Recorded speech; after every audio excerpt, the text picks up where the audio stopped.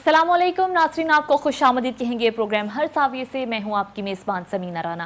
नाज़रीन, सबसे पहले आज के मौज़ूआत, आज के सवालात आपके साथ शेयर कर लेते हैं। जिक्र करेंगे चेयरमैन तहरीक इंसाफ और साबिक वज़ीर आज़म इमरान खान ने फ्रांसीसी टीवी को इंटरव्यू दिया है और उन्होंने एक बार फिर से इस खदशे का इजहार किया है कि उनकी जान को खतरा है। खान साहब ने कहा है कि मुझे लगता है मुझ पर दोबारा हमला किया जाएगा, मुझे रास्ते से हटाने की कोशिश की जा रही है क्योंकि उनकी जमात पाकिस्तान की मकबूल तरीन जमात है। और खान साहब ने यह भी कहा है कि मुझे रास्ते से हटाने का वाहिद हल मुझे जान से मार देना है। हम प्रोग्राम में सवाल उठाएंगे कि इमरान खान ने इन खदशात का जिक्र किया और इस इंटरव्यू में उन्होंने ये भी कहा कि वजीराबाद में जिन पर हमला हुआ था इसके बारे में वो 6 हफ्ते पहले ही बता चुके थे और वीडियो के बारे में बार बार वो तस्करा कर चुके हैं। इस साजिश के बारे में उन्होंने कहा कि वीडियो रिकॉर्ड की है, कुछ लोगों के नाम भी हैं। हम बात करेंगे कि खान साहब के खदशात दुरुस्त हैं, वो बार बार इन बातों का जिक्र कर रहे हैं। इमरान खान को ये मौक़िफ़ बार बार क्यों दोहराना पड़ रहा है, किससे खतरा है इमरान खान को, इस पर बात करेंगे। दूसरा सवाल हमारा बड़ा ही अहम सवाल है। मुल्क के सियासी हालात को लेकर बहुत सारे मामलात हैं जो कि हल तलब हैं और जिन पर बहुत गौर व फिक्र हो भी रहा है। और अगर मुआशी इस्तेहकाम की बात करें तो उसमें भी कोई स्टेबिलिटी हमें नज़र नहीं आ रही और अदालतें भी बरहम हैं। आज भी चीफ जस्टिस पाकिस्तान की जानिब से कहा गया है कि जो सियासी मामलात हैं इनमें हम तहम्मुल का मुजाहिरा कर रहे हैं और जो सियासी मसाइल हैं इनका हल भी सियासी निकाला जा सकता है। इन सारे मसाइल जिनका हम बार बार अपने प्रोग्राम में तज़किरा करते रहे हैं, जैसे महंगाई का तज़किरा हो जाए या फिर बढ़ती कीमतों का जिससे अवाम परेशान है। गुज़श्ता रोज़ भी हमने बात की कि इन सारे मामलात को लेकर जो पाकिस्तान के दुश्मन हैं वो सर उठा रहे हैं। इन सब मामलात में पाकिस्तान का कितना नुकसान हो रहा है और जो मौजूदा हुकूमत है वो मसाइल के हल में कितनी संजीदा है और क्यों कामयाब होती दिखाई नहीं दे रही। दूसरा सवाल हमारा जो तीसरा सवाल है, इस सारी सूरत हाल में जब इन तमाम मसाइल का हल मुज़ाकरात के जरिए सियासी हल निकालने की बातें की जा रही हैं, फाहम तफहीम की बातें हो रही हैं, दूसरी जानिब हम देखते हैं कि आए रोज कोई ऐसा बयान आ जाता है जो कि जलती पर तेल का काम करता है। मौलाना फजलुर रहमान ने आज लॉन्ग मार्च को लेकर ये कहा है कि हमने अगर कारकुन बुलाए तो लॉन्ग मार्च का तहस नहस होकर रह जाएगा। चीफ जस्टिस ऑफ पाकिस्तान एक जानिब ये कह रहे हैं कि लॉन्ग मार्च सियासी मसला है, इसका सियासी हल निकल सकता है, तो ऐसे बयानात की जरूरत क्यों पेश आ गई। इस पर बात करेंगे कि क्या मौलाना फजलुर रहमान का इस सारी सूरत हाल में इस तरह का बयान देना जिम्मेदारी का मुजाहिरा है या गैर जिम्मेदाराना बयान है। अपने मेहमानों का तारुफ करवा दूं, मेरे साथ तशरीफ रखते हैं प्रोग्राम में, किसी तारुफ के मोहताज नहीं, सीनियर एनालिस्ट शहजाद चौधरी साहब ने हमें ज्वाइन किया है। शहजाद साहब आपको वेलकम कहेंगे, बहुत शुक्रिया वक्त निकाला। सज्जाद मीर साहब सीनियर तजियाकार मेरे साथ तशरीफ रखते हैं। सज्जाद साहब आपका भी बहुत शुक्रिया, आपने वक्त निकाला हमारे प्रोग्राम के लिए। जैगम खान साहब सीनियर एनालिस्ट मेरे साथ मौजूद हैं। जैगम साहब बहुत शुक्रिया, आपने कीमती वक्त निकाला। तमाम मेहमानों को खुश आमदीद कहेंगे। प्रोग्राम का बाकायदा आगाज शहजाद चौधरी साहब आपसे करते हैं। खान साहब बार बार कह रहे हैं कि उन्हें खतरा है, कहते हैं कि दोबारा से कोशिश की जाएगी कि मुझ पर हमला किया जाए। ये खदशात का जिक्र वो पहले भी करते आए, इजहार अब भी किया। किससे खतरा है खान साहब, एक ही बात को बार बार क्यों दोहरा रहे हैं, ये मौक़िफ़ वो क्यों अपना रहे हैं? जी, बदकिस्मती से पाकिस्तान में जो हालात हैं वो बिल्कुल ठीक नहीं है। यानी अमन व अमान की बात कर रहा हूँ और वैसे भी सियासी और बाकी मामलात के अंदर भी। तो ये तो हम कल अपने प्रोग्रामों में बहुत मरतबा डिस्कस भी कर चुके, कल भी डिस्कस किया हमने कि अमन व अमान का जो मसला है वो किस हद तक जा चुका है।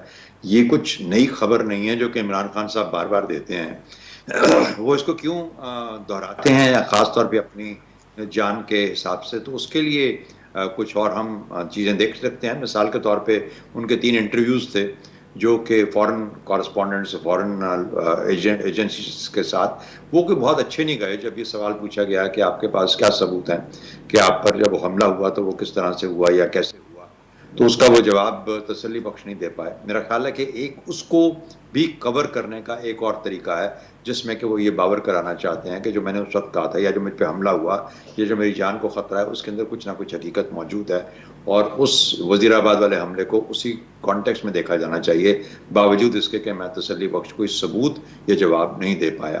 तो एक तो ये वजह हो सकती है कि वो उसको अपनी जो पिछली 3-4 जो एंगेजमेंट्स थी उसके अंदर जो ओमिशन हुई उसको रिकवर करना चाह रहे हैं। दूसरा एक है कि जाहिर है कि इस तरह कहने से एक सिंपैथी गेन करते हैं अपने सपोर्टर्स के साथ और जाहिर है जिस किस्म की सपोर्ट उनको अवेलेबल है, जो जज्बातियत है सारे मामले में, उसको उभारने की कोशिश करते हैं।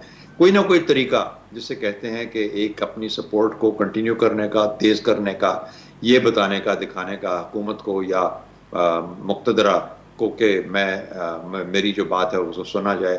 بات کیا ہے؟ ارلی الیکشنز کی بات ہے, پاور میں واپس آنے کی بات ہے, تو وہ اس لحاظ سے یہ بات کرتے ہیں. لیکن اس میں کوئی شک نہیں, صرف عمران خان نہیں ہے. اور میرے خیال میں عمران خان کو یہ سوچنا چاہیے کہ یہ آج اگر وہ بات دہرا رہے ہیں تو کیا پاکستان کے عام شہری کی جان کو بھی کوئی خطرہ ہے؟ اور اگر کوئی خطرہ ہے تو اس کی کیا انہوں نے اس کے اوپر اقدامات کیے اپنے پونے 4 سال کے دوران؟ بار بار ایک ہی طرف ہماری نظر جاتی ہے کہ جو حکومت آتی ہے وہ حکومت جانے کے بعد جب اس کی حکومت ہٹ جاتی ہے تو وہ کہانیوں کے ڈھیر بنا لیتی ہے. تو جب وہ حکومت میں تھے اس وقت انہوں نے اس کے لیے کیا کیا؟ جب ان کے وارے نیارے ہوتے ہیں, جب وہ پاور میں ہوتے ہیں, جب وہ طاقت کے مزے لے رہے ہوتے ہیں, اس وقت ان کو کسی قسم کا کوئی خدشہ محسوس نہیں ہوتا. ورنہ جس قسم کے جلسے عمران خان نے پچھلے 7 ماہ میں کیے ہیں, جس نوعیت کی, اور جس وہ کہتے ہیں کہ میں کوئی سامنے بلٹ پروف شیشہ بھی نہیں لگاؤں گا, نہ لگاتا ہوں, میں اپنے درمیان عوام کے درمیان کوئی فرق نہیں رکھنا چاہتا. تو اگر اس قسم کی باتیں ہیں تو پھر اصل میں کہیں نہ کہیں پہ تو جا کے اپنے آپ کو انسان کو سوچنا پڑتا ہے کہ میں نے کیا کیا, میرا اس میں کیا رول ہے. تو تھوڑا سا کچھ اپنے گریبان میں جھانکنے کی بات ہے میرا خیال ہے. اور اس طرح کے اجتہاد دینے سے لوگوں کے جذبات کے اندر تو اجتہاد آتا ہے, اور بے شک آپ کے ملک کا نام بھی بدنام ہوتا ہے, لیکن ساتھ ہی ساتھ آپ اپنا ایک بیانیہ جو ہے اس کو تقویت دینے کی کوشش کرتے ہیں, تو یہ وجہ بنتی ہے. ٹھیک ہے جی. سجاد میر صاحب آپ کیا کہیں گے؟ خان صاحب کہتے ہیں کہ مجھے راستے سے ہٹانے کا ایک ہی حل ہے کہ مجھے مار دیا جائے. بار بار وہ اس بات کو کیوں دہرا رہے ہیں, اس موقف کو؟ میں زیادہ بات نہیں کرنا چاہتا, لیکن جیسی کی بات اگر وہ یہ بات کہتے ہیں تو اس کا مطلب ہے کہ یہ وہی نہیں کہتے بلکہ تمام تجزیہ نگار اس بات کو ایکسپلین کرتے ہیں کہ جب بے نظیر پہ حملہ ہوا تھا, اگر وہ بالکل کوئی پلان کر کے کیا تھا تو حملہ کرنے والے اگر ناکام ہوئے تھے تو دوبارہ وہ آتے. یہ ایک ورژن ہے. دوسرا ورژن یہ ہے کہ اگر یہ کسی انڈیویجول کا ایکٹ ہے تو انڈیویجول ایک نہیں ہوا کرتا. جو بات ایک انڈیویجول کے ذہن میں آتی ہے وہ اس وقت نہ جانے جو عمران خان نے صورتحال پیدا کرتی ہے کتنے لوگوں کے ذہن میں آئے. چنانچہ خطرہ ہونا تو لازمی سی بات ہے, خطرہ ہے.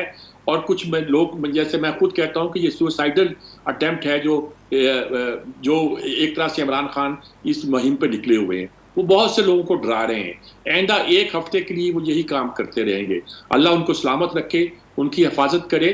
لیکن اگر وہ یہ کہتے ہیں کہ مجھے مارنے میں فلاں لوگوں کا ہاتھ ہے, میں نے ویڈیو ریکارڈ کرا دی ہے, تو یہ اہم نہیں ہے. بے نظیر نے بھی 4 لوگوں کے نام لیے تھے, لکھ کے دے دیے تھے, بھیج دیے تھے. لیکن بعد میں کیا ہوا, جب زرداری کی حکومت آئی تھی نا, پیپلز پارٹی کی حکومت آئی تھی, تو ان 4 میں سے تو بریگیڈیئر جج کو کسی نے پوچھا بھی نہیں تھا. مشرف کے نام کو لیتے تو ہیں, لیکن مشرف پر کوئی ایسا مقدمہ بھی اس طرح قائم نہیں ہوا تھا. اور باقی جتنے لوگوں کے انہوں نے نام لیے تھے وہ کچھ درست تو نہیں نکلے تھے. یہ آپ اس وقت وہ لوگ جو کہ پولیٹیکلی آپ کے خلاف ایکٹیو ہوں اور آپ کے خلاف کوئی کام کر سکتے ہوں, ان کو مطعون کرنے کے لیے اگر آپ نام لکھا دیں, جیسے گاؤں میں جب کبھی خدا نہ خواستہ ایسا واقعہ ہو جائے تو اپنے دشمن چودھری کے نام لکھا دیا جاتا ہے تاکہ کسی بڑے کا نام لکھایا جائے بجائے اس کے کہ قاتل کا نام لکھایا جائے. وہی صورتحال انہوں نے کی ہوئی ہے. ایسی صورتحال میں انہیں ڈر ہے کہ ان پہ دوبارہ اٹیمپٹ ہو سکتی ہے. بے نظیر پہ بھی ہوئی تھی. وہ ڈر کو بیان کرنے کے لیے کس کو ڈرا رہے ہیں؟ اپنی حفاظت میں گھر کا سنا ہے کہ وہ بلٹ پروف شیشے لگانے کے لیے گھر کی جو انہوں نے خوبصورت نئے انداز میں رینوویشن کی ہوئی ہے اس کو خوبصورت کرنے کے لیے جو شیشے ہیں وہ بلٹ پروف بنانے کے لیے 90 لاکھ کا خرچہ ہوگا, اور وہ خرچہ خود کرنے کو تیار ہے. آخر دیکھیں عوام میں آتے ہیں تو وہ اچھا وہ شو کرنا چاہتے ہیں میں بہت بہادر ہوں, میری زندگی کو خطرہ ہے, مجھے مارا جا سکتا ہے, میرے دشمن پلان کر چکے ہیں, میں ویڈیو ریکارڈ کرا چکا ہوں, یہ سب کچھ ہو سکتا ہے, لیکن میں ڈرنے والا نہیں. میں جہاد پر نکلا ہوں, شہید ہونے کو تیار ہوں, اور ہو جائے گا, لیکن میری تحریک نہیں رکے گی. لوگ ہٹانے کے لیے اور رستہ نہیں ہے کہ میں بہت پاپولر ہوں. دیکھیں بھائی, پاپولیرٹی کے زور پر آپ صرف پاپولیرٹی کے زور پر اقتدار میں نہیں آ سکتے. اگر آئیں گے تو بڑے خطرناک ہوں گے. پاپولیرٹی نہیں ہوتی, وہ پاپولس لیڈرشپ کہتے ہیں, وہ ہوا کرتی ہے. اور وہ لیڈرشپ ہم نے دیکھا ہے ساؤتھ امریکہ میں خاص طور پر اور دنیا کے مختلف ملکوں میں ایک بڑی خطرناک صورتحال پیدا کر دیتی ہے. جب یورپ میں اس کا خطرہ پیدا ہوا تھا تو کس طرح اس کو نپٹا گیا تھا. تو میرے خیال میں عمران خان کو سوچنا چاہیے, اپنی سیکورٹی کا اہتمام کرنا چاہیے, اور صرف یہ ڈرانے کے لیے کہ مجھے مارنا چاہتے ہیں, وہ کچھ لوگوں کو مطعون کر کے الزام لگا کر اگر سمجھتے ہیں کہ آنے والے دنوں میں جو 2 ایک فیصلے ہونے والے ہیں ان میں ان کی رائے کا احترام کیا جائے گا, تو اس طرح نہیں ہوا کرتا. सियासत। सही जी, जवाब आ गया। ज़ैकम खान साहब, किससे खतरा है खान साहब को? फ्रांसीसी टीवी को इंटरव्यू में एक बार फिर से उन्होंने इन खदशात का इजहार किया है। खान साहब के इस मौक़िफ़ को आप किस नज़र से देखते हैं सर? मैं समझता हूं कि जब कोई भी शख्स ये कहे कि मेरी जान को ख़तरा है तो उसको संजीदगी से सुनना चाहिए, और अगर वो शख्स साबिक वज़ीर आज़म हो और मुल्क की बहुत बड़ी पार्टी का लीडर हो तो फिर और भी संजीदगी से लेना चाहिए। पाकिस्तान में 2 वज़ीर आज़म शहीद हो चुके हैं, एक का अदालती कत्ल हो चुका है। हमारे हमसाय ममालिक बांग्लादेश और भारत में भी जो सरबराहान मुमलकत है उनका कत्ल हो चुका है जी। इस वक्त की हुकूमत ने मिसाली इक़दाम किए हैं इमरान खान साहब की हिफाजत के लिए। किसी भी साबिक वज़ीर आज़म को वो हिफाजती इक़दाम दस्तियाब नहीं है जो इमरान खान को दस्तियाब है, लेकिन फिर भी उनके साथ बात करनी चाहिए, उनसे पूछना चाहिए कि उनसे इन्हें किससे ख़तरा है, उनकी मज़ीद हिफाजत के लिए क्या किया जा सकता है। लेकिन उनकी हिफाजत उनकी अपनी भी जिम्मेदारी है, उनकी पार्टी की भी जिम्मेदारी है। लॉन्ग मार्च पे जिस तरीके से उन्होंने अपने आप को एक्सपोज किया कि मुसलसल वो ट्रक पर रहे, कई घंटों तक ट्रक पर रहे, इंतहाई पुरहजूम इलाकों से, शहरों से, कस्बों से वो ट्रक गुजरता रहा। ये एक बहुत ही ख़तरनाक बात थी जो उन्हें दोबारा नहीं करना चाहिए। कोई बड़ा लीडर इस तरह से अपने आप को एक्सपोज करना अफोर्ड नहीं कर सकता, जिसके नतीजे में ये वाक़या भी हुआ। उनकी पार्टी को भी ऐसे इक़दाम करने चाहिए। लेकिन जहाँ तक वज़ीराबाद के मामले का ताल्लुक है, उसका मुल्ज़िम पकड़ा गया, उसका मुल्ज़िम उनकी अपनी पार्टी की हुकूमत की तहवील में है, उस पुलिस की तहवील में है जिसका मिनिस्टर उनकी अपनी पार्टी का है, जिसका वज़ीर आला उनकी अपनी हुकूमत का है। तफ्तीश उनकी अपनी हुकूमत कर रही है, अपनी पसंद से वो बेहतरीन तफ्तीशकार ला सकती है, मुल्क से बाहर से उनको किसी ने नहीं रोका। पंजाब में बेहतरीन टैलेंट तफ्तीशकारी का अवेलेबल है, बेहतरीन फोरेंसिक लैब पाकिस्तान की पंजाब में अवेलेबल है। वो तफ्तीश कर सकते हैं, वो बताएं कि क्या इस वक्त तक जो तफ्तीश हुई है उसमें इस वाक़े के डांडे कहीं पीछे जाकर किसी से मिलते हैं। अभी तक ऐसी कोई बात नहीं आई, लेकिन वो इसको जोड़ रहे हैं पाकिस्तान के आला तरीन लोगों से, वो पाकिस्तान के वज़ीर आज़म से जोड़ रहे हैं। हमें अच्छी तरह मालूम है कि पीपल्स पार्टी और मुस्लिम लीग नवाज में 1000 खामियां होंगी, लेकिन वो एक दूसरे के कत्ल नहीं करवाया करती।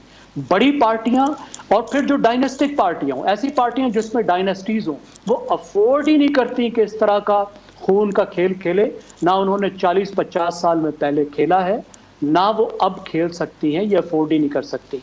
उन पे इल्ज़ाम, फिर पाकिस्तान के सिक्योरिटी के इदारों पर इल्ज़ाम बगैर किसी सबूत के। अगर कुछ सबूत आ गया है तो उस सबूत को वो सामने लाएं और फिर इस तरह के इल्ज़ामात को बैनुल अक़वामी मीडिया के सामने लेकर जाना मेरे ख्याल में इंतहाई नामुनासिब है। उन्हें इस तरह से साजिशी थेरीज को नहीं फैलाना चाहिए, अपनी जान की हिफाजत करनी चाहिए, कौम को एतमाद में लेना चाहिए, हुकूमत से और उन इदारों से जो उनकी हिफाजतों के जिम्मेदार हैं उनसे बात करनी चाहिए और अपनी हिफाजत को बेहतर करना चाहिए। जहाँ तक हमारा ताल्लुक है, हमें ज़रूर उनकी ज़िंदगी को, उनकी हिफाजत को सीरियस लेना चाहिए, क्योंकि इस वक्त कोई मुल्क का दुश्मन ही उनकी जान को नुकसान पहुँचा सकता है। इतने बड़े लीडर को नुकसान पहुँचाना पूरे मुल्क के लिए एक बहुत बड़ी तफरीक, बहुत बड़ी मुसीबत का बायस होगा। बिल्कुल जी, बजा फरमाया आपने, जवाब आ गया ज़ैकम खान साहब आपका भी। नाज़रीन, यहाँ पर एक ब्रेक शामिल करेंगे प्रोग्राम में, और जब हम ब्रेक के बाद वापस आएंगे तो दूसरा सवाल हमारा मुआशी और सियासी अदम इस्तेहकाम को लेकर हुकूमत की संजीदगी के हवाले से होगा। साथ रहिएगा।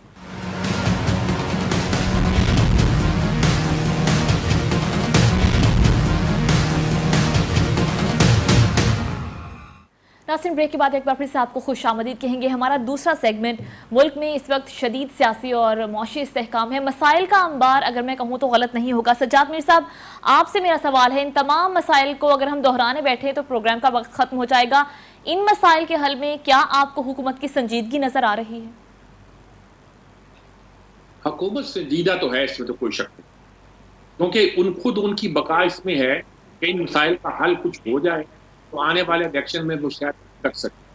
अगर वो इन मसाइल का हल नहीं होगा तो आइंदा इलेक्शन उनके लिए एक नाइटमेयर से कम नहीं, इसमें तो कोई शक नहीं है। लेकिन ये भी कोई मुझे कहना नहीं चाहता कि वो इसलिए नहीं मैं कहना चाहता कि 4 یا 5 جتنے وزراء خزانہ آئے ہیں، جتنے بھی موجود رہے ہیں، اسد عمر سے لے کر حماد رضا تک، حماد اظہر تک، اور حفیظ شیخ تک، اور شوکت ترین تک، سب سے ذاتی طور پہ میں واقف رہا ہوں، اور مجھے اندازہ ہے کہ اسحاق ڈار ان سے بہتر ہیں. لیکن اسحاق ڈار کا مسئلہ یہ ہے کہ اسحاق ڈار بھی، جیسے کہ میں شروع سے اعتراض کرتا رہا ہوں کہ شوکت عزیز سے میں نے اعتراض کیا تھا کہ ہمارے ملک کی اکانومی چارٹرڈ اکاؤنٹنٹ اور فنڈ مینیجر یعنی بینکاروں کے سپورٹ کر دی گئی ہے. یہ بیلنسنگ کرتے رہتے ہیں صرف. ان کے ذہن میں صرف یہ ہوتا ہے کہ کہاں سے پیسے آئیں گے، کہاں سے خرچ ہوں گے، اتنا بجٹ ہوگا، اتنے پیسے وہاں ڈال دیے جائے، اتنا ٹیکس لگا دیا جائے، اتنی مدد مانگ لی جائے، اس کا وہ کر لیا جائے. بینکر کا بھی یہی کام ہے، چارٹرڈ اکاؤنٹنٹ کا بھی یہی کام ہے. لیکن ہمارے ہاں کوئی اکانومسٹ محبوب الحق کے بعد نہیں آیا. جہاں اس وقت کے بعد ہماری اکانومی اکانومسٹوں کے ہاتھ میں نہیں رہی. ایوب خان کے زمانے میں جب ہمارا پلاننگ کمیشن بہت مضبوط تھا اور وہ بیٹھ کے سوچا کرتا تھا کہ ملک کا کیا کرنا ہے. اس وقت بارشیں، آج عمران بتا رہا ہے جی کہ فصلیں فلاں کم ہوگی، فلاں کم ہوگی، فلاں کم ہوگی. بھئی آپ نے بتا دیا، یہ بتاؤ کیوں کم ہوگی؟ اس لیے کہ آدھا ملک بارش میں ڈوبا ہوا ہے. اگر چاول کا ٹارگٹ پورا نہیں ہوگا تو اس کا مطلب ہے ہمارا فورن ایکسچینج جو ہے وہ کم، فورن ایکسچینج کم ہو جائے گا، ہم زر مبادلہ کم کمائیں گے. لیکن چاول کم کیوں ہوگا یہ تو بتاؤ نا. کہ ان زمینوں میں تو پانی کھڑا ہے جہاں چاول اگانا ہے. ہم تو گندم کو تو سوچ رہے ہیں کہ گندم جب اگانے کا وقت آ گیا ہے تو اس وقت کتنی گندم اگائی جائے گی، کتنی کھاد منگوائی جائے گی، کتنی کھاد اویلیبل ہے، کتنی صرف ہوگی. اگر کھاد کم صرف ہو رہی ہے، آپ بتا رہے ہیں کہ یہ شاید کم ہوگی، تو شاید اس لیے ہو رہی ہے کہ کاشت کرنے کے قابل زمینیں کم ہیں اس وقت ہمارے پاس. اور ہم نئی زمینوں کو کلٹیویٹ کرنے کی پوزیشن میں نہیں ہے، ہمیں آتا نہیں ہے. ہم بیج کوئی اچھا لے آئیں، یہ نہیں کوئی ہم پانی کا نیا کوئی سسٹم لے آئیں، یہ نہیں کہ ہم کچھ اور کر لیں. ہم کچھ بھی نہیں کر سکتے. ہماری پروڈکشن اگر کم ہے تو پروڈکشن کم ہونے کا مطلب یہ ہے کہ ہم اتنی بجلی پیدا نہیں کر رہے کہ ان سب کو فیڈ کر سکیں. اگر سال میں ہم نے ترقی کی تو ترقی کرنے کی وجہ یہ نہیں تھی کہ ہم نے کوئی کمال کر دیا تھا. ترقی اس لیے ہوئی تھی جس کو اس کے سپورٹ کہتے ہیں کہ ہم نے یہ معکوس پہلے کی. -1 پہ گئے، -2 پہ گئے، تو شاید پتہ نہیں کس پہ گئے. 3 سال تک ہم پیچھے چلتے رہے. اس کے بعد ہم نے 27% اگر پروڈکشن زیادہ دے دی ہے تو کیا کمال ہے. دنیا کو ضرورت تھی ان چیزوں کی. یعنی ورنہ کوئی ہے جو روٹین میں ترقی کرتا ہوگا کسی ایک سال میں اپنی پروڈکشن کو 27% بڑھا لے. یہ کام تو چین جنہوں نے بہت میریکل دکھائے ہیں. تو بات یہ کہنے کی آپ اعداد و شمار کے ہیر پھیر میں پوری قوم ہمیں الجھائے بیٹھی ہے. یہ حکومت کا بھی کوئی سوال نہیں ہے. اسحاق ڈار بڑے تنتنے سے آئے تھے، پیسے مانگنے بیٹھے ہوئے، بجٹ انہوں نے بیلنس کرنا ہے. لیکن ان کی میں یہ کہتا ہوں کہ اپنی پوری خرابیوں کے باوجود ان میں کئی چیزیں ایسی ہیں جو میں پازیٹیو بھی. اسد عمر جب آئے تھے تو میں نے کہا وہ تو اکانومسٹ بھی نہیں، وہ تو چارٹرڈ اکاؤنٹنٹ، وہ تو لے دے کے مینیجر ہیں. اور ایک ہمارے ملک کی اکانومی کو کیسے چلا سکتا ہے؟ حماد اظہر کیا ہے؟ حفیظ شیخ اکانومسٹ تھا، کوئی ایک اکانومی کو جانتا تھا انٹرنیشنل لابی کا، لیکن وہ آدمی تھا. تو یہ ہم ملک میں بہت رکھتے تھے. انہوں نے وہی کام کیا کہ امپورٹ بیسڈ اکانومی بنائی. کاریں منگوا رہے ہیں جی، موٹر سائیکل بک رہی ہیں. یہ کیوں ہو رہا ہے؟ اس سے امپورٹ بڑھ کے ٹیکس آ گئے. آپ کو آپ نے کہا دیکھیں یہ گروتھ ہو گئی. یہ امپورٹ جو ہے ملک کو کبھی نہیں بچاتی. آ کے ایکسپورٹ نہیں بڑھتی. اب ایکسپورٹ اس وقت کیسے بڑھے گی؟ آپ کی کوئی چیز جو ہے وہ ان آرڈر نہیں ہے. زیادہ بات کریں گے تو بہت بات کو بڑھا دیں. جی سر، زیغم خان صاحب آپ کیا کہیں گے؟ میرے پاس کوئی ایسا پیمانہ تو نہیں ہے کہ میں حکومت کی سنجیدگی یا غیر سنجیدگی کو جج کر سکوں، لیکن ہم ان کی ناکامی یا کامیابی پہ بات کر سکتے ہیں. سر یہی پیمانہ ہوتا ہے. اگر آپ سوال کو اس طرح سے فریز کریں کہ کیا حکومت پاکستان کے معاشی چیلنجز کو حل کرنے میں کامیاب ہو رہی ہے، کیا پاکستان کے معاشی بحران کو حل کرنے میں کامیاب ہو رہی ہے، تو اس کا جواب ہے کہ نہیں ہو رہی. اس وقت پاکستان کو بیرونی ادائیگیوں کا ایک بہت خطرناک بحران درپیش ہے. ہمارا کرنٹ اکاؤنٹ ڈیفیسٹ تھوڑا سا کم ہوا، لیکن ہمارا جو فسکل ڈیفیسٹ ہے، جو بجٹ کا خسارہ ہے، جو 5,500 ارب روپے تھا پچھلے سال، اور ٹارگٹ تھا کہ اس کو 1,300 ارب روپے کم کیا جائے گا، وہ کم ہونے کا نام نہیں لے رہا. ہماری ریمیٹنسز 25% کم ہو گئی ہیں، اور اس کی وجہ یہ ہے کہ اوپن مارکیٹ میں اور بینک کے ریٹ میں بہت زیادہ فرق ہے، تو لوگ دوبارہ ہنڈی کی طرف آ گئے ہیں، بینکس کو استعمال نہیں کر رہے۔ اس عرصے میں جو سب سے خطرناک بات ہوئی ہے وہ یہ ہوئی ہے کہ جو دنیا کی بڑی کریڈٹ ریٹنگ ایجنسیز ہیں، موڈی، فچ، ایس اینڈ پی، انہوں نے پاکستان کی کریڈٹ ریٹنگ میں کمی کر دی ہے۔ خطرناک کیوں ہے؟ اس کا نتیجہ یہ نکلا ہے کہ پاکستان کے لیے کمرشل لونز حاصل کرنا، یعنی باہر کے بینکوں سے لون حاصل کرنا اور باہر بانڈ فلوٹ کر کے پیسے حاصل کرنا تقریباً ناممکن ہو گیا۔ وہ اتنا مہنگا ہو گیا ہے کہ پاکستان وہ رقم حاصل نہیں کر سکتا۔ جی جو اس سال پاکستان کا پلان ہے اس میں پاکستان نے $13 بلین کمرشل لون لینے تھے جو ہم نہیں لے سکتے اس مجبوری کی وجہ سے۔ اب وہ دوبارہ ہمیں بائی لیٹرل لینے ہوں گے یا ملٹی لیٹرل لینے ہوں گے، یعنی ملکوں سے مانگنا ہوگا یا پھر اداروں سے مانگنا ہوگا۔ جی اور ابھی جو 2 دن میں ایک اور خبر آئی ہے وہ یہ کہ پاکستان کا جو ڈیفالٹ رسک ہے، ڈیفالٹ کا خطرہ ہے، وہ بھی بڑھ اس کا جو انڈیکس ہوتا ہے اس پر پاکستان 64% تک چلا گیا ہے، انتہائی خطرناک جگہ پر چلا گیا ہے۔ جی اور پھر اوپر جو آپ نے ساتھ بات کی ہے کہ ایک سیاسی عدم استحکام ہے جس کی وجہ سے ہمیں ان مسائل کو حل کرنے کا راستہ نہیں مل رہا۔ سعودی کراؤن پرنس آ رہے تھے، توقع تھی کہ وہ $10 بلین انویسٹمنٹ کا اعلان کریں گے جس سے یہ صورتحال بہت حد تک سنبھل جاتی، لیکن آپ شاباش دیجیے ان کے سیاستدانوں کو اس وقت کی سیاسی صورتحال کو کہ ان کا دورہ بھی ملتوی ہو گیا ہے اور یہ صورتحال مزید خطرناک ہو گئی ہے۔ صحیح تو یہ صحیح پاکستان کی رولنگ ایلیٹ کو جو حکومت میں ہے، جو سیاست میں ہے، اور ان سب کو مل کر بیٹھ کر ملک کا سوچنا ہوگا۔ حالات ذاتی بہت مفادات سے خطرناک ہٹ سمت کے میں جا رہے ہیں۔ ملکی مفادات کا سوچنا ہوگا۔ زیکم صاحب آپ کا جواب آ گیا۔ شہزاد چودھری صاحب سر آپ کی جانب آؤں گی، آپ کس طرح سے دیکھتے ہیں اس ساری صورتحال کو اور حکومت کی سنجیدگی کو؟ ہاں جی، دیکھیے زیادہ باتیں تو میرے خیال میں میر صاحب نے اور زیگم صاحب نے کر دیں، جو کہ ہماری معاشی مسائل ہیں ان کا ذکر ہو گیا، جی اور کیا وجہ ہے کہ ہماری معیشت جو ہے وہ کسی مستحکم رستے پہ نہیں چل پا رہی، اس کا تو ہم نے آئیڈینٹیفائی کیا۔ لیکن میں اس سے تھوڑا سا آگے بڑھنا چاہتا ہوں، اور وہ یہ ہے جی سر کہ کیا وجہ ہے کہ ہماری معیشت باوجود اس کے کہ ساری حکومتیں بھی آتی ہیں، اپنا ٹائم بھی پورا کرتی ہیں، معیشت منسٹرز آف فائنانس بھی لگاتی ہیں اور وہ سویلین لیڈرشپ بھی ہوتی ہے، کیا وجہ؟ میرے خیال میں 2-3 بنیادی وجہ۔ ایک تو یہ کہ جو سٹرکچر ہے نا آپ کی معیشت کا، وہ اتنا ڈسٹارٹڈ یا اتنا خراب ہے کہ کوئی حکومت اس کو ہاتھ نہیں ڈالتی ٹھیک کرنے کے لیے۔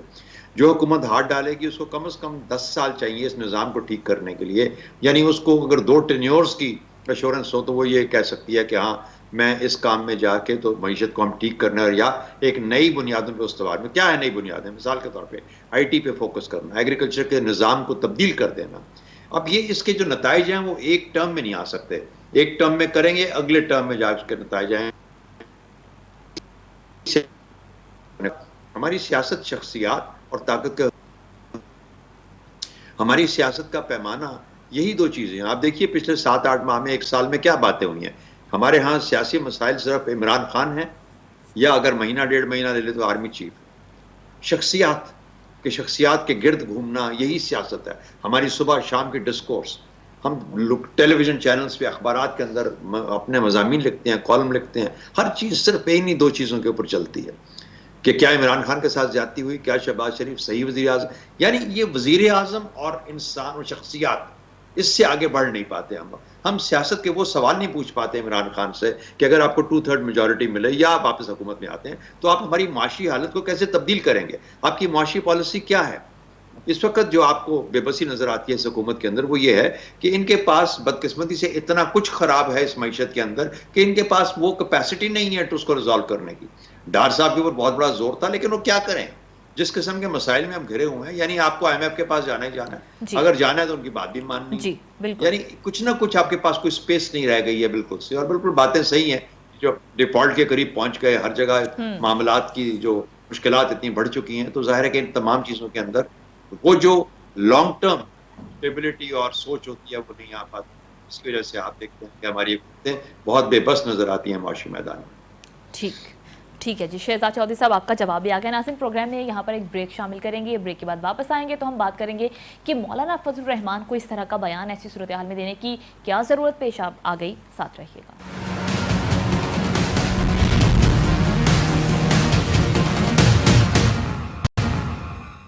Welcome back. अब बात करेंगे कि मौलाना फजलुर रहमान कहते हैं कि अगर हम अपने कारकुन ले आए तो लॉन्ग मार्च का तहस नहस करके रख देंगे। ज़ियागम खान साहब, ऐसे वक्त में मौलाना फजलुर रहमान का बयान क्या आप समझते हैं गैर जिम्मेदाराना है? इंतहाई गैर जिम्मेदाराना है, इंतहाई नामुनासिब है। मैं मौलाना से बिल्कुल ऐसी तवक्को नहीं करता था। मौलाना आमतौर पर जिम्मेदाराना बात करते हैं, इतने अरसे से सियासत में हैं और मजहबी सियासत कर रहे हैं, लेकिन कभी उन्होंने वायलेंस का रास्ता नहीं अपनाया। जी, उन्हें मालूम होना चाहिए कि लॉन्ग मार्च करें या धरना करें, कोई भी पार्टी करे, ये उनका जमहूरी हक है। बिल्कुल। अगर वो इस एक्टिविटी के दरमियान में कोई गैर कानूनी काम करते हैं, कानून को हाथ में लेते हैं, तो उनसे निपटना हुकूमतों का काम है, अदालतों का काम है, कानून नाफिज करने वाले इदारों का काम है, दूसरी पार्टियों का काम नहीं है। मौलाना खुद अक्टूबर 2019 में धरना लेकर आए थे। उन्होंने यहाँ मार्च लेकर आए थे जिसका नाम उन्होंने आज़ादी मार्च रखा था। 15 दिन वो इस्लामाबाद में बैठे भी रहे थे और बहुत पुरअमन तरीके से, इंतहाई पुरअमन तरीके से, वो जिसमें कहा करते हैं ना मुहावरतन के गमड़ा भी नहीं टूटा था, वाकई कोई गमड़ा नहीं टूटा था। और उस धरने के बाद वो पुरअमन तौर पे वापस भी चले गए थे। हमें तवक्को करनी चाहिए तमाम पार्टियां इसी तरह करेंगी। और अगर मौलाना को किसी ने नहीं रोका था तो किसी दूसरी पार्टी को भी किसी तरह नहीं रोकना चाहिए। अगर मौलाना ने कोई गैर कानूनी काम नहीं किया था तो किसी दूसरे को भी गैर कानूनी काम की इजाजत नहीं मिलनी चाहिए। मैं समझता हूँ मौलाना की जो तौहीन होती रही है, इमरान खान जिस तरह मुसलसल मौलाना की तौहीन करते हैं और तजलील करते हैं, शायद उसकी वजह से वो थोड़े जज्बाती हो रहे हैं। राइट, सही जवाब आ गया। शहजाद चौधरी साहब, आप क्या समझते हैं? जी, मैं ये समझता हूँ कि आपके दूसरे सवाल का जवाब जो है, जो आपने हमने पहले डिस्कस किया, जी, उसका जवाब इसी आपके इस सवाल के अंदर है। ये है हमारी सियासत, भड़कों की सियासत, जज्बात की सियासत, रिवेंज, बदले की सियासत, और ये तहस नहस करने की सियासत, अपनी ताकत दिखाने की सियासत, बढ़ के मार के सियासत, ताकत दिखाने की सियासत। ये सियासत है आपकी, जो मौलाना फजलुर रहमान जिसका इजहार उन्होंने किया, अब जिस वजह से भी किया, क्यों किया, ये हमारा असूल है, ये तरीका है। इसीलिए यही कुछ इमरान खान करते हैं, यही मौलाना फजलुर रहमान कर रहे हैं। ये जब कोई और आएगा तकरीरें करेगा, जलसों में ऐसी तकरीरें करेगा।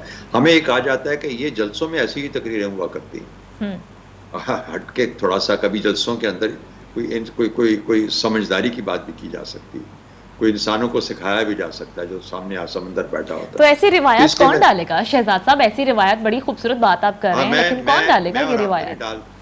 मैं और आप तो नहीं डाल सकते समीना, बिल्कुल। ये उन्हीं का काम है जो कि इन जलसों में जाते हैं और जो बातें करते हैं, और तो इसलिए उन्हीं का काम है, उन्हीं का काम है कि वो शऊर और वो जज्बा उस लेवल तक लेके जाएं जो कि प्रोडक्टिव हो, जो कि हमारे मुल्क के मामलात को सुधारने का तरीका बनता हो। ये बड़कों की सियासत, ये जज्बात की सियासत, इश्ताल की सियासत, बदले की सियासत, अपना ताकत दिखाने की सियासत, ताकत के हसूल की सियासत, जी, कभी इस सियासत से हट के अगला कदम, ये तो तिफले मकतब भी इससे आगे बढ़ के बात किया करते हैं सियासत के मैदान में। इसलिए हमारा, आप कहते हैं ना, बार बार सवाल पूछते हैं मसला क्या है, मसला क्या है, और हम बड़ी आसानी के साथ कहते हैं असल में फौज ने हमारे ऊपर 4 मरतबा मार्शल लॉ लगा दिया, काम नहीं करने देती। अरे भाई, अपनी अकल, दानस्त, समझ, उसको भी थोड़ा शऊर को भी समझो, लोगों के अपने शऊर को परखो और देखो कि कैसे इसको अपने लिए, अपने मुल्क के लिए, अपने मुल्क के अवाम के लिए बेहतर किया जा सकता है। अगर वो तालीम याफ्ता नहीं है तो आप उनको इनफॉर्मल तालीम दे सकते हैं इन फोरम्स के थ्रू, जहां पर आपको बात कर मौका मिलता है। मैं बात को यहीं छोड़ता हूँ। जी, जवाब आ गया। मीर साहब, आप क्या कहेंगे?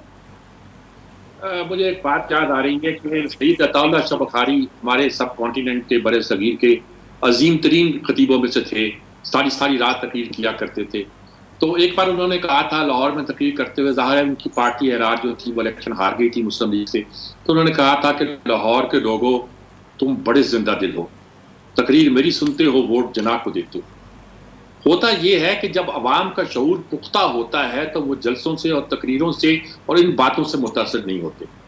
लेकिन जब अगर कोई सिर्फ किसी डेमागॉग, किसी खतीब, किसी गुफ्तगू का गुफ्तार गाजी की गुफ्तगू सुनकर कौम का जहन बनना शुरू हो जाए تو ہوتا یہ ہے کہ رد عمل کے طور پر یہی ہوتا ہے جو اب مولانا فضل الرحمان نے کیا ہے.